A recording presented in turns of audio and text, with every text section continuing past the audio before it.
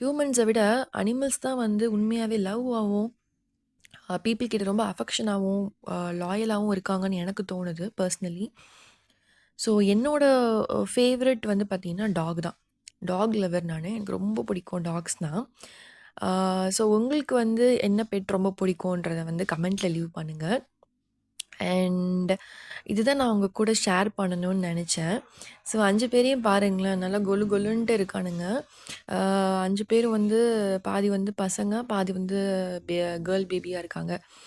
So அம் street டாக்ஸ்லாம் வந்து ரொம்ப dangerous அப்படின்னு நம்ம வந்து பேசிகிட்ருக்கோம்.